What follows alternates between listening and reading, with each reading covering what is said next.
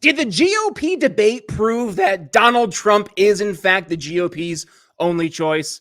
Yeah, let's talk about that. Instead of focusing on winning arguments, we're teaching the basic fundamentals of sales and marketing and how we can use them to win in the world of politics, teaching you how to meet people where they're at on the issues they care about. Welcome to The Brian Nichols Show.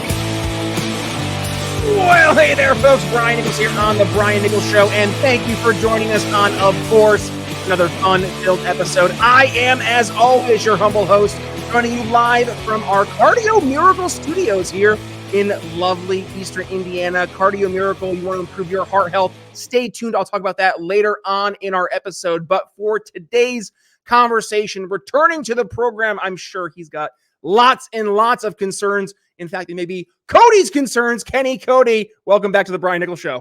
Brian, good to be with you, brother. Looking forward to talking to you. Great to have you back, my man. We are officially, I think, now done with the summer travel season. I mean, granted, you're still busy because you not only are you a teacher and Cock County GOP chair, the youngest ever, might I add, but also now you're a football coach. Dude, you're doing everything. What's been going on in the world of Kenny Cody that I didn't cover? A lot, man. I mean, just, writing. Football season, of course, started back up. I'm the director of football operations for the Cosby High School football program. So we have a home game tonight, as you can see probably by my coaching attire that I have on. Ready to take on Cherokee, ready to beat the Indians and the Eagles, ready to get down to it. But yeah, I'm looking forward to it, man. We're starting the school year back up. We're actually about 4 weeks in now, so we're ready to roll. And I think that I think we got a lot to talk about. A lot going on in world politics with Donald Trump. Debate, of course, was interesting to say the least. I look forward to talk about it with you.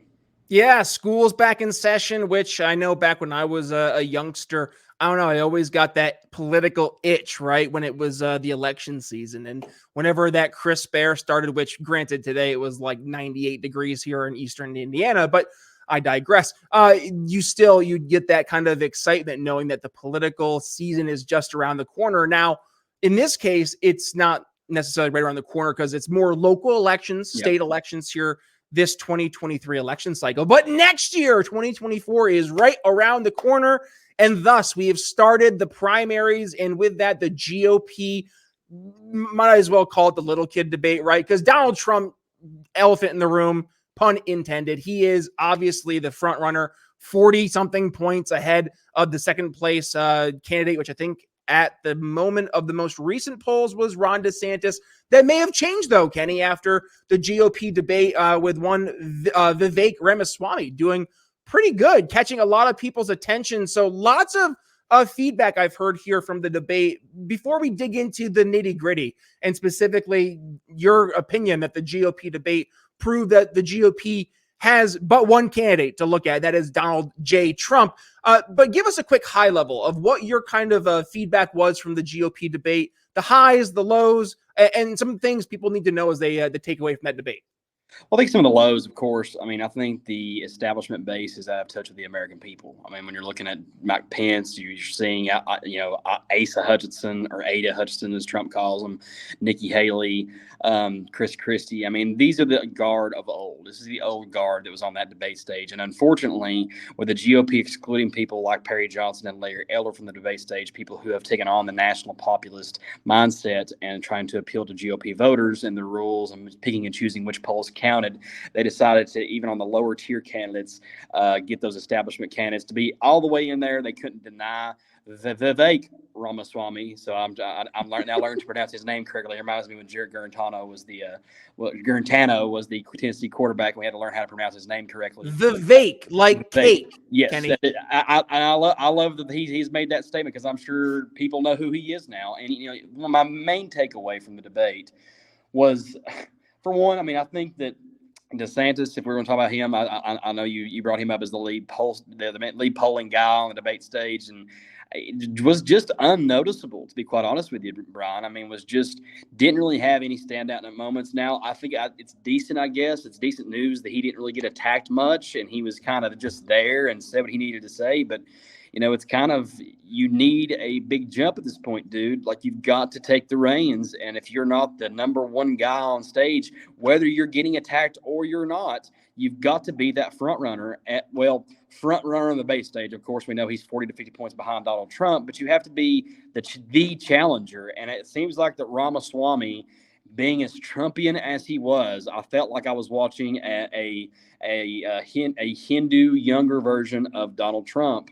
while I was watching Vivek Ramaswamy. And it's insane that he came out never having a debate experience before. Besides, I think he was like a national champion in college, which as a former collegiate debater does not surprise me at all. But for him to get up there and destroy, I think, 6 governors and a United States senator was insane. Like, it looked like legitimately insane. He got up there and dominated, got attacked, and I think that's probably the most important point. Got attacked more than anybody else. Not Christie, not Ron DeSantis, not even Nikki Haley or Mike Pence. He was a target. Was a target, and that stood out so much to me, and it tells me everything I need to know about how much they fear the dude because he is Donald Trump. He's a Trumpian nationalist populist, and I think, I mean, he's a spoiler kind of. I mean, he is everything that people I think wanted Ron DeSantis to be, and DeSantis just doesn't have a chance at this point, in my opinion, because of that debate performance. Tell me more about why you think Vivek represented Trump there on stage, because I think to a point there may be some merit to that, Kenny, but I think that there is a distinct difference in my humble opinion between Vivek and Trump. Trump seems to say what he needs to say and says it in a blustery fashion, whereas when Vivek speaks, it seems everything he's articulating is well thought out. And when you hear him, especially on long form podcasts, let's get outside the GOP debate here for a hot sec, but specifically on these longer form podcasts, he gets into hyper detail as to how he's arrived at the positions he's at currently. And I've heard, many folks say that he's a flip flopper. What I've heard actually is him explain how he's evolved his positions on certain issues and he's grown on certain issues. But also I would take it a step, further, where Trump was kind of that bull in the china shop, whereas Vivek seems like he is calculated. He seems like he's a surgeon, right? He will go in and execute as necessary, whereas Trump just kind of would smash and grab as much as he could, regardless of if it ended up helping him accomplish his goals or to the contrary. So I guess my question is, where do you kind of see those similarities to the point that you kind of felt Vivek was, in essence, a representative, a surrogate of sorts for Trump on that GOP debate stage a couple nights ago? Couple things. First, I like the distinction of him trying to not make him be a flip flopper, because I think it's very important. The guy's 38 years old. I mean, if you would have asked for example, a 18-year-old me, like how my political evolution has evolved. I mean, I told you before, Brian, I used to be a neocon, traditional conservative, just like Pence or Haley or anybody else. But I evolved and I became the Republican that I am now, the libertarian, conservative, populist, nationalist that I am currently, and how I relate to Vivek Ramaswamy. So, I mean, I think that criticism is just very, I don't know, it's very lame, very, very not very calculated. And the reason I compare, I got to get used to saying Vivek to Trump. Well, he had that moment. He had the moment when he raised his hand and then waited on everybody else. I think even twice. Like, I don't know if it was once or twice. I think in the Ukraine raised hand and then the Trump raised hand. I mean, the moment that stood out to me the most is when Vivek automatically went. Like, he automatically raised his hand and said, I would support Donald Trump if he's the nominee, and then I would deny and oppose Ukrainian aid, like both times. And then you see somebody like Ron DeSantis, who sits there and looks around the stage to see what everybody else is doing, and then slightly raises his hand a little bit like that. That stood out to me because it reminded me of when Trump was running in the debates in 2016 or 2015, I guess, for 2016. And he was asked, would you support the GOP nominee and commit not to run a third party? And he was the only person to say, no, I wouldn't. These guys on stage, I don't trust them. So, of course, I wouldn't support them. I'm not going to be outright honest. I'm going to be outright honest about that. I'm saying, no, I'm not going to support them. So, in that same way, that clip right there. And then you see Ron DeSantis look around, and then the hand goes up, right? So, I think that the thing that stood out to me the most was the maverickness of I'm not sure if that's even a word, right? Like maverick. He is not bought and paid for by corporations. He owns one. He does not need it. In the same way Trump didn't need the donors, because you heard him tonight again, Brian. You heard the Haley supporters and the DeSantis supporters. Every time they would speak, you hear a round of applause. Even though Haley is 4th or 5th in polling, for some reason she was getting applause in her opening statements and everything she said about Ukraine, even though majority of Republicans don't believe in sending any more aid to Ukraine in polling. For some reason, it got cheers over Vivek in the foreign policy debates with the little spurt between him and Haley. Like, it's obvious. It's obvious what he's doing. He is tapping into that Trumpian base because they hate these people. The MAGA base, the current Republican Party, hates corporations and corporate donors controlling what politicians say. They hate that DeSantis had to walk back his Putin comments whenever he's asked about Ukrainian aid and our intervention in the Ukrainian war. People hate that Nikki Haley is going up there and saying America needs Israel, or Israel doesn't need America, America needs Israel. For one, that's not diplomacy. That is purely funneling money. If we want that kind of relationship, that's called a parasitic relationship when it comes to Ukraine, when it comes to any other country that we have to have. When you say that we need another country, and another country that need us, but we need another country. And I'm a supporter of Israel. I've said that on a multitude of different occasions. That's the one relationship that I believe is beneficial to both parties. But the very fact that the Ukrainian debate, us funneling money and saying only 3% of our military budget is being donated to Ukraine, is ridiculous. And he's the only man who stood up there and was the maverick and said, no, I don't believe in this. I support Israel, but we cannot compare that relationship to Ukraine. And I think that the fact that he is the one guy who stood up and said, corporation, I'm not bought and paid for. Great phrase, not bought and paid for. And it pissed off everybody else on that stage. He was also the guy who quite literally said one of the best foreign policy comebacks, even probably more than Donald Trump had in 2015, besides on the Iraqi war stuff with George W. Bush, said, I look forward to seeing how your future is going to be on the boards of Lockheed Martin and Raytheon. The very fact he name-dropped those corporations that fund the military-industrial complex and called Nikki Haley out for that, it reminds me of that taking on establishmentarianism that Donald Trump took on in 2015. Are they exactly similar? No, I don't believe they're exactly similar.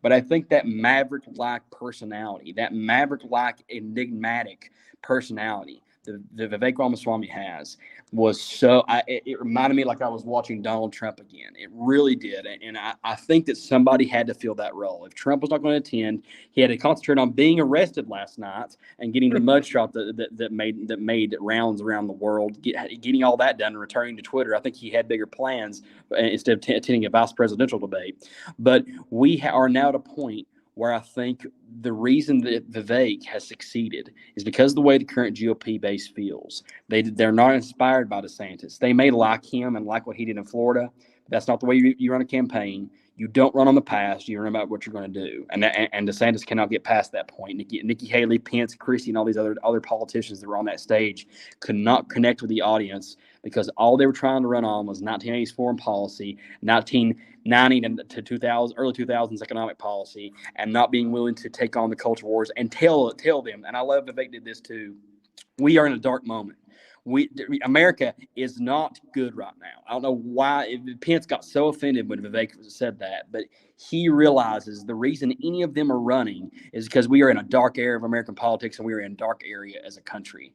And that's the entire reason that Trump ran in 2015. He saw a problem not with the Democrats, not with the president.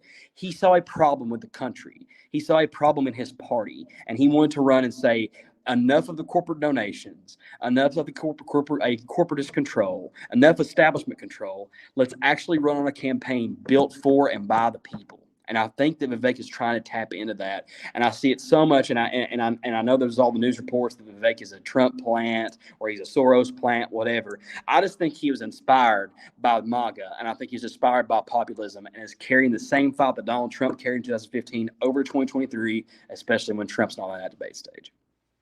And he says, and again, right, we're taking him at his word for this, but he says he was a former libertarian back in his college days. So it's not that he's, not unfamiliar with the conservative philosophies. It just seems that really much like a lot of folks, and it seems really for him, it was 2020 when he really was activated, if you will. When folks realized that the government was not only willing to turn on them on a dime when it came to the whole COVID conversation, Right. but then the whole Black Lives Matter protests, which turned into riots, and the almost unilateral groupthink that was expected, dare I say, demanded by your peers, and to say, well, I don't feel comfortable doing this, and then to be chastised, to be ridiculed. I think that woke Vivek up, and it woke a lot of Americans up. So with that being said, it seems like Vivek, he's 38 years old, as you mentioned, right? He'd be the youngest person ever elected president of the United States.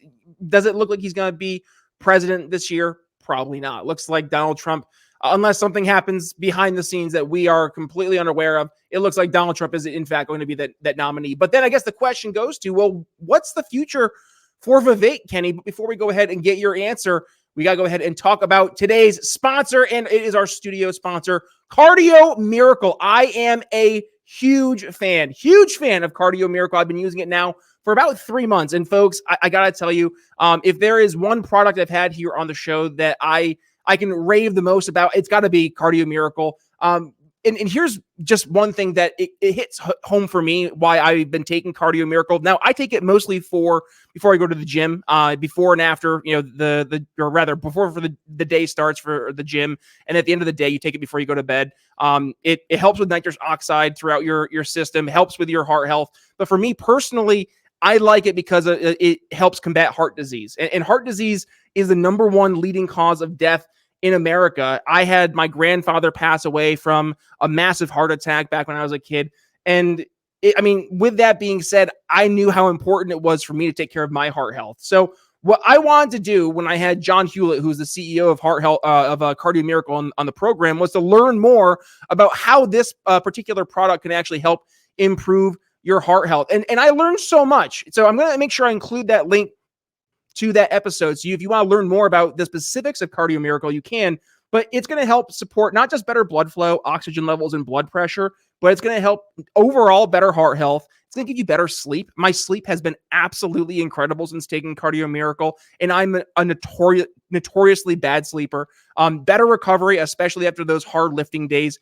Better energy. I've been feeling very energetic, and I've been actually finding I've been drinking much less caffeine than normal, and overall a better you. So if you want to go ahead and take part in the Cardio Miracle, head over to briannicholsshow.com/Cardio Miracle, or go right to our shop where you can find Cardio Miracle, and you will find an exclusive discount link where it will give you 15% off your order. Or if it's easier, just go to cardiomiracle.com and use code TBNS at checkout for that 15% off your order. Cardio Miracle is a fantastic product. 53 whole food bioavailable nutrients delivered in one whole serving. It's affordable. It's less than a cup of coffee a day.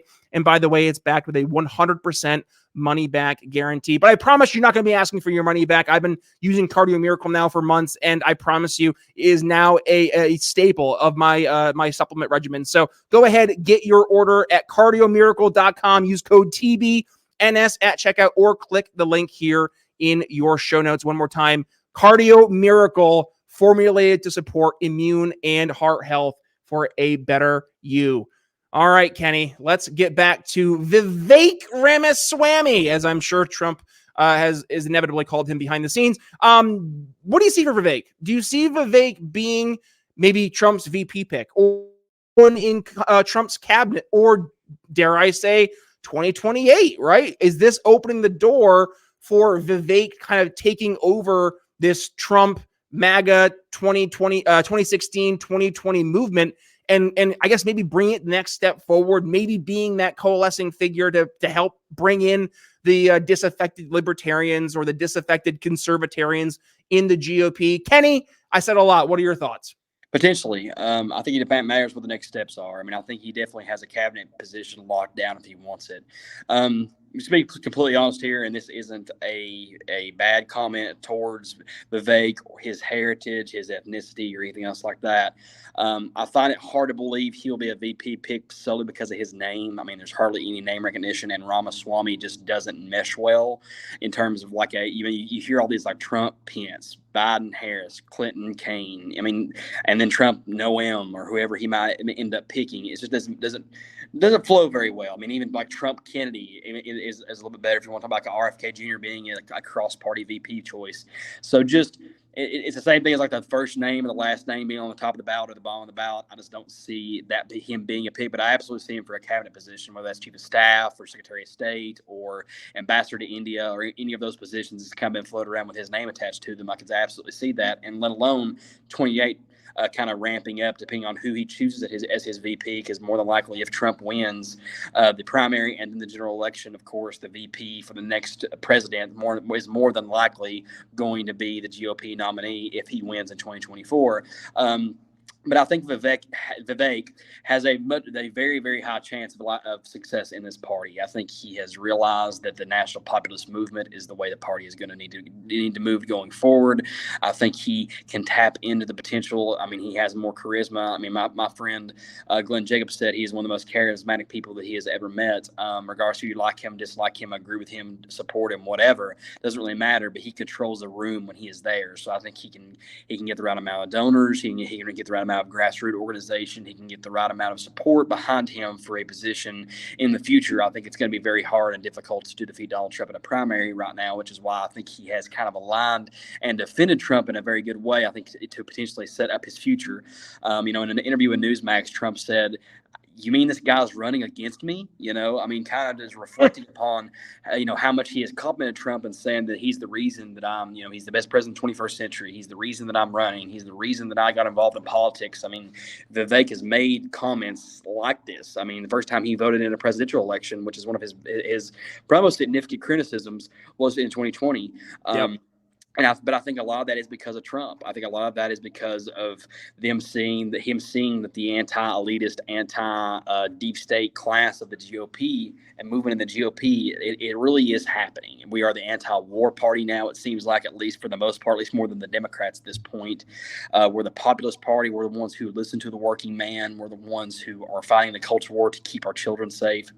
We are the logical choice at this point.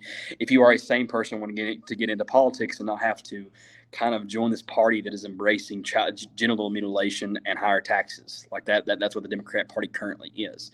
So what I see in the future, I see Vivek either being a presidential candidate, potentially a VP choice if we go against my political philosophy of, a last name mattering in a general election. Maybe it could be like Trump, Vivek, that could sound decently.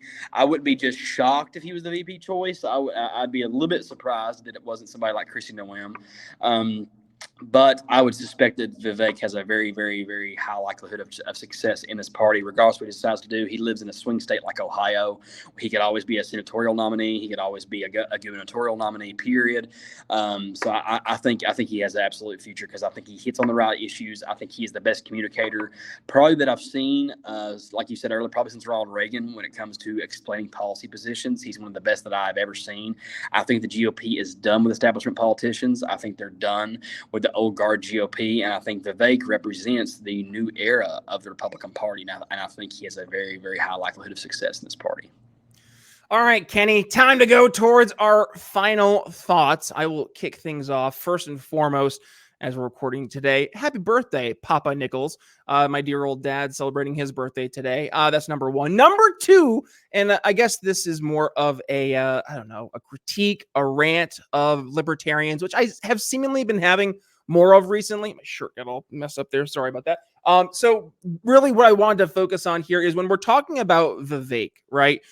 Libertarians need to get out of their own way and embrace success when it happens. If Vivek, in his current form, had been, let's say, the Libertarian presidential nominee in circa 2012, heck, even 2016, right?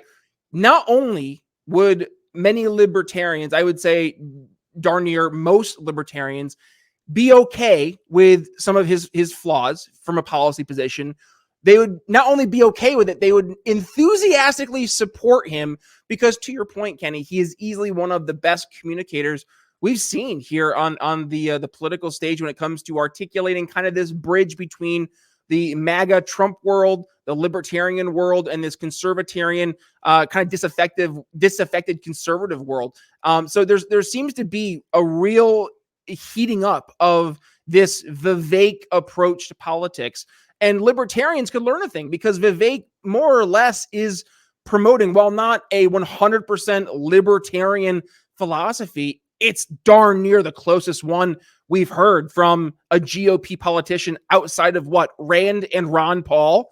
I mean, who else has been promoting this much of a true small L libertarian approach to governance? Not many. And I think right there, libertarians need to stop trying to let the pursuit of perfection be the enemy of just some type of progress. And in this case, embracing the fact we have a guy on stage who's promoting borderline libertarian principles, if not overtly, in many cases, overtly libertarian principles, getting lots of support from people, not only in the GOP, but also folks I've heard outside of the GOP saying, who's this Vivek Ramaswamy guy? And I'm like, good question. Let's have a conversation, because he's getting people to ask questions and getting people maybe who have been sitting on the sidelines to get involved. Heck, I've heard people who are excited the fact that he is 38, that he is a millennial. He would be the youngest president ever elected. And maybe people are tired of our government being run by octogenarians. So maybe it's time for some young youth.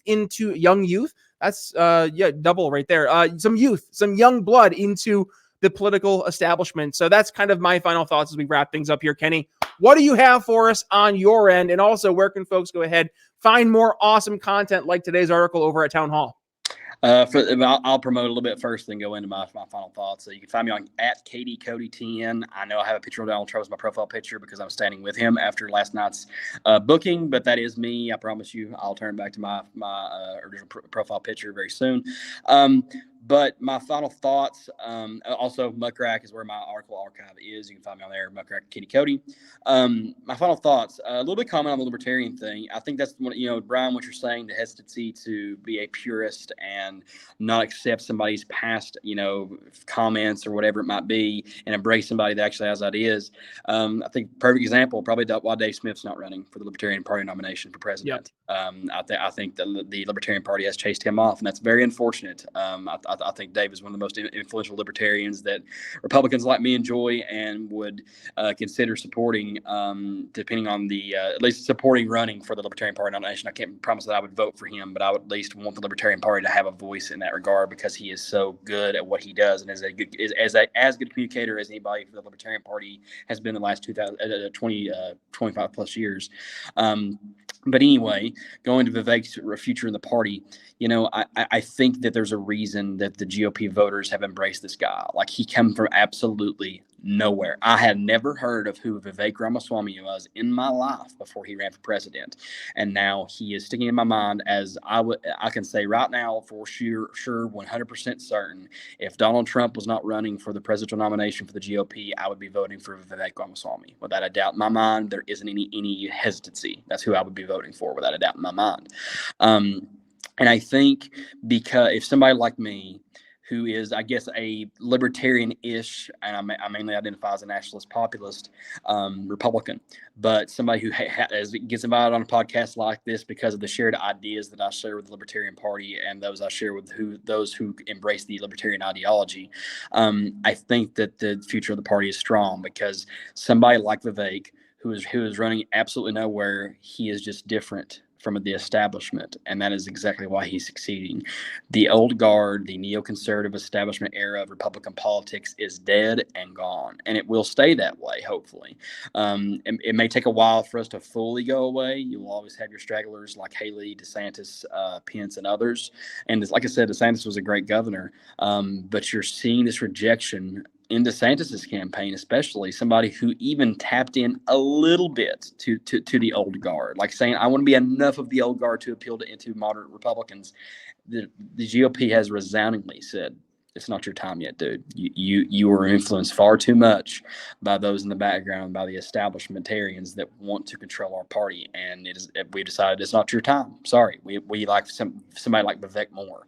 That's why Vivek's beating Ron DeSantis. If you remove Trump off of polling and remove him and then ask who they want to support, they say Vivek because he's tapping into that base. So I think that the GOP is heading in the right direction. I'll reiterate, as I do every time on this podcast, I am a Trump man. I'll be voting, and I've never been more inspired to vote for a man than I was last night when they released that mugshot. I'm going to be casting my vote for the political prisoner that is Donald Trump by federalized, weaponized government, and I'm proud to be doing that. And I will reemphasize that every single time that I appear on a podcast, and I encourage everybody else to do so. But I think Vivek has a very, very bright future in the party because he taps into the same base that inspired me to be MAGA in the first place. And for everybody out there who is now angrily shaking their fists at their TVs or cursing at their earbuds, Kenny, where can folks go ahead, find you if they want to tell you exactly how they feel? Social media links, hit us with it. Where can they go ahead and reach out to you?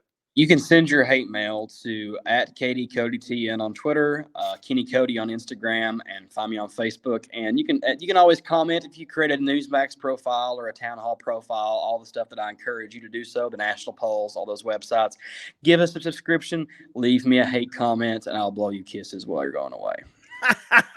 Kenny Cody, it's always a pleasure, buddy. Follow me on social media, x.com. And yes, that's Twitter, folks, and Facebook. You can follow me @B Nichols Liberty. Also, yes, for the podcast itself, where can you go ahead and find this amazing show? Well, we have video version of the show, YouTube, Rumble, and Ben Swann's Sovereign, SOVREN, which, by the way, if you are watching us over on Sovereign, you're seeing today's episode before anyone else as a Sovereign exclusive. But if you are joining us on the more traditional video platforms like your YouTubes, well, no worries. Go ahead. Do me a favor when you're here, hit that like button, but also hit that subscribe button if you haven't yet. And also, if you want to go ahead and tell Kenny why you think he's crazy, go ahead and reply in the comments here. We love seeing the comments from our fans. It's always great to hear your thoughts. And also, folks, if you did enjoy the episode, hit that like button. That actually helps the episode reach more folks in the algos. It helps more than you would know. It helps more than I actually understand. So thank you for doing your part there. And by the way, yes, we are an audio version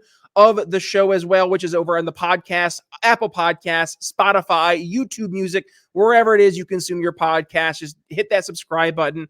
And actually, if you want to go into the archives and catch over 760 other episodes of the Brian Nichols Show, well, all you got to do is hit download all unplayed episodes. Start with episode 1, get to episode 761 where we are today. And I guarantee you're going to have hundreds of different guests, from economists to elected officials to political consultants to folks like Kenny and, of course, yours truly and more, who will leave you educated, enlightened, and informed. So with that being said, thank you for joining us. And of course, one more shout out to our amazing sponsor, Cardio Miracle. And by the way, if you are checking out on the show right now, you see me wearing our Freedom is Science shirt. I'm going to go ahead and share that on the screen right about now. Go ahead and grab yours at briannicholsshow.com/shop. Freedom is Science. So says Dr. Adrian Bajan, great guest here on the Brian Nichols Show. He talks about constructive law and how actually, yes, freedom actually is science. The idea that things want to move more freely is supported by science. So go ahead, get your Freedom is Science shirt today over at briannicholsshow.com/shop, hosted by our great supporters over at Proud Libertarian. All right, folks, that's all we have for you. So with that being said, Brian Nichols signing off here on the Brian Nichols Show from our Cardio Miracle Studios for Kenny Cody. We'll see you next time. Thanks for listening to The Brian Nichols Show. Find more episodes at briannicholsshow.com.